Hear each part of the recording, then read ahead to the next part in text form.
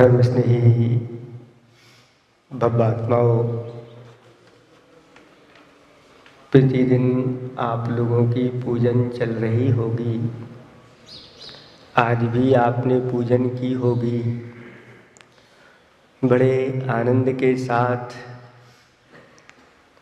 काय क्षयो प्रतिपाल, पंचेंद्री मन बस करो, संयम रतन संभाल, विषय चोर बहु फिरत है। शुरुआत की पंक्ति में ही संयम का सार भर दिया है। काय क्षयों प्रतिपाल, ये क्या है? 6 कायों को अच्छी तरह से, वो 6 काय क्या है? तो ग्रस्त जो होता है वह प्रवृत्तियां करता है तो सटकाय की विराधना होती है।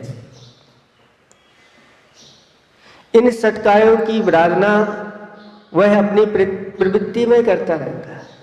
लेकिन जो मुनिराज होते हैं, जिन्होंने संयम को धारण कर लिया है, उनकी प्रवृत्ति कैसी होना चाहिए? तो आचार्य भगवान कहते हैं कि जैसे ही दीक्षा धारण करते हैं, और विधान तो ये आया है कि 3 गुप्तियों में जाकर के लीन हो जाओ, क्योंकि इन गुप्तियों के माध्यम से ही आत्मा की रक्षा अच्छी तरह से होती है। लेकिन गुप्तियों में कब तक रहें?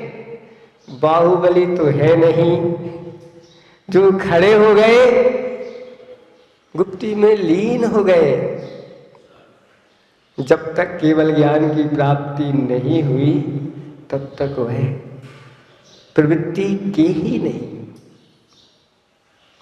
लेकिन मुनिराज, चतुर्थ काल नहीं है, वर्तमान में पंचम काल है, लेकिन चतुर्थ काल में भी हमेशा हमेशा गुप्ती में लीन रह जाए, ऐसा नहीं होता। तीर्थंकर भी 6 माह के लिए गुप्ती में लीन हो गए। आदिनाथ भगवान 6 माह बाद तो प्रवृत्ति उनको करना पड़े। तो आचार्य भगवंतों ने कहा कि गुप्ती में अगर लीन नहीं हो पाते तो अब समिति का आलंबन लो। समिति अच्छी तरह से सम्यक पूर्वक आप अपनी प्रवृत्ति करिए, उसका नाम समिति है। लेकिन समिति में भी प्रमाद से बचने के लिए आचार्य भगवंतों ने 10 धर्मों का उपदेश दिया। प्रमाद परिहार के लिए अब इन 10 धर्मों का आलंबन मुनिराज लेते हैं, जिससे प्रमाद के कारण से होने वाली जो 6 कायों की जीवों की विराधना होती है, उस विराधना से बच जाए। क्योंकि सभी जीव जीना चाहते हैं, कोई भी जीव मरना नहीं चाहता। उन जीवों की रक्षा के लिए संयम को धारण किया जाता है। उत्तम संयम गहुमन मेरे, भव भव के भाजे अग तेरे, स्वर्ग नरक पशु गति में नहीं, आलस हरण करन सुख ठाई।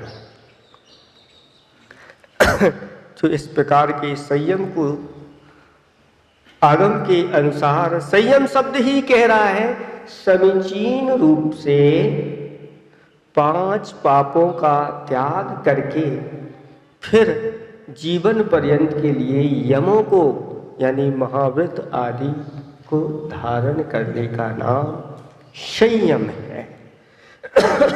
और ये संयम स्वर्ग में नहीं,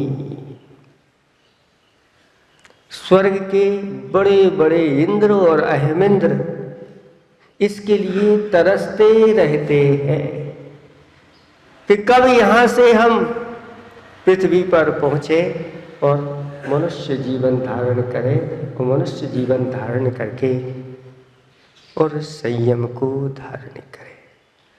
मनुष्य की मनुष्यता सिर्फ अच्छे अच्छे मकान बना लेना, अच्छी अच्छी दुकान करके व्यापार आदि करना, अच्छे वस्त्र आभूषणों को पहनना, अच्छा अच्छा भोजन करना, इसमें मनुष्य की मनुष्यता नहीं। मनुष्य की मनुष्यता तो संयम से है, और संयम नहीं तो अन्य चीजें जो है वह स्थिर नहीं रह पाती। क्रम क्रम से ये धर्मों का वर्णन चल रहा है, ये धर्म के 10 लक्षण है।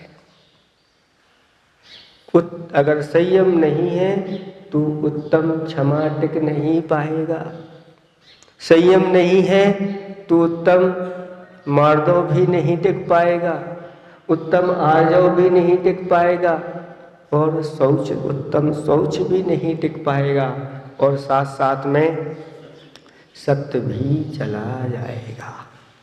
इसलिए आचार्य भगवंतों ने कहा कि संयम के माध्यम से सभी की प्रतिष्ठा हो जाती है। इन सब व्रतों का एक दूसरे से, जो 10 धर्म हैं, एक दूसरे से इनका संबंध है, कनेक्शन है। एक अगर आपने खींच लिया तो सब गड़बड़ हो जाएगा। ऐसा नहीं कि एक के खींचने से एक ही गड़बड़ होगा, सबको धक्का लगता चले जाएगा। जैसे आप हैं, एक के ऊपर एक गोली रखते चले जाओ।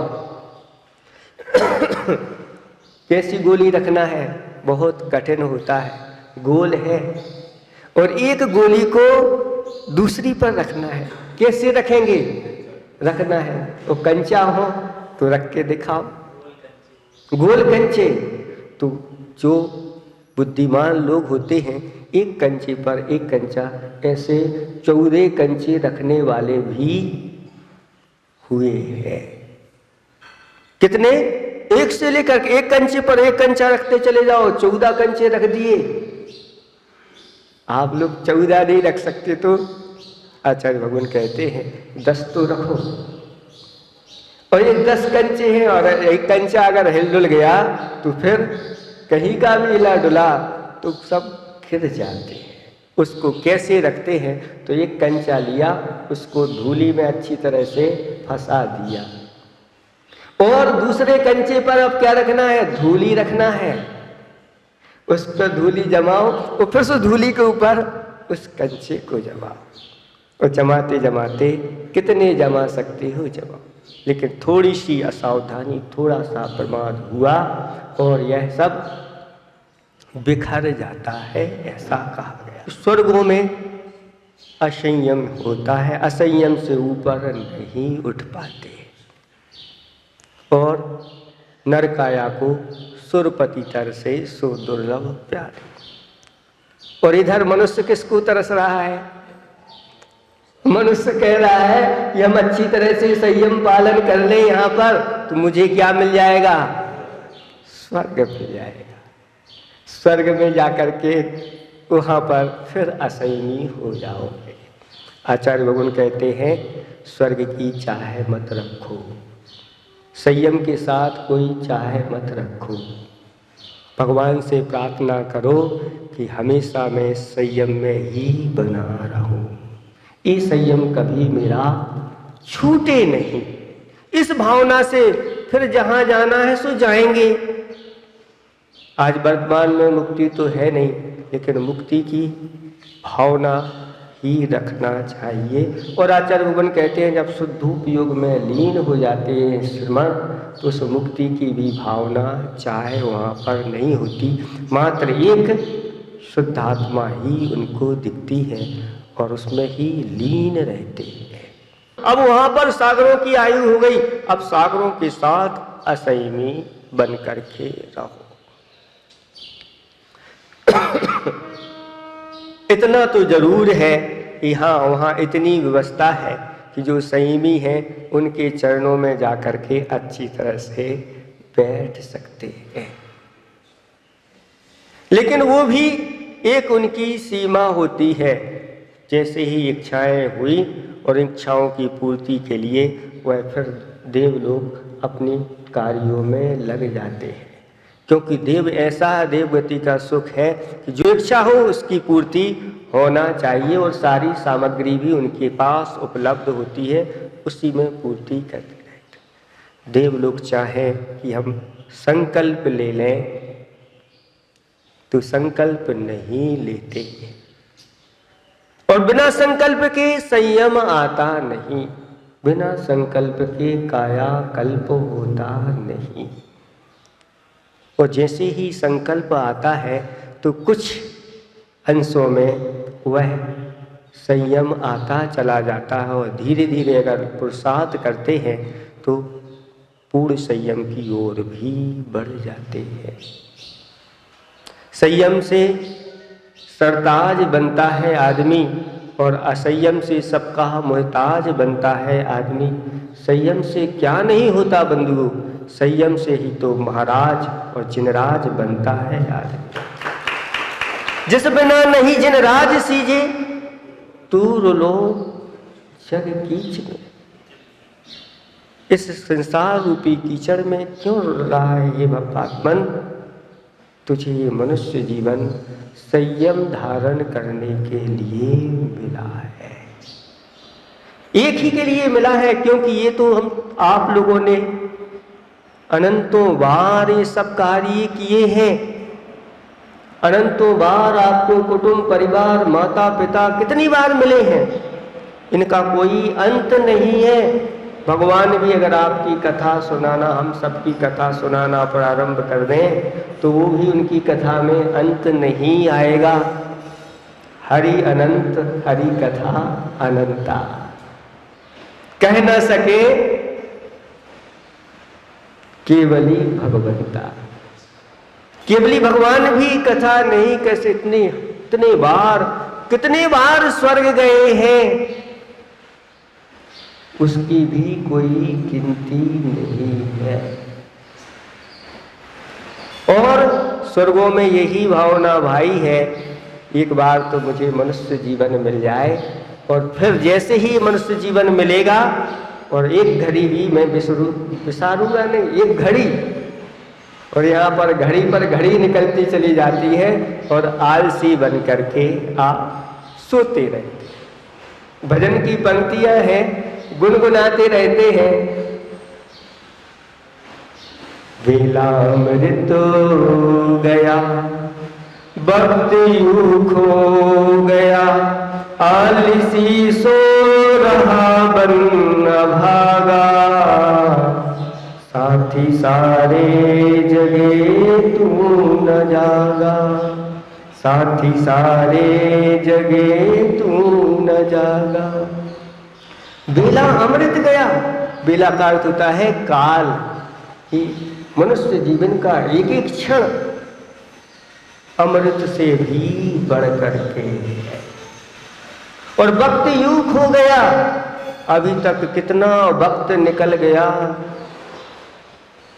यूं ही चला गया। आलसी सो रहा बन अभागा, आलसी बन करके और अभागा बन करके सो रहा है।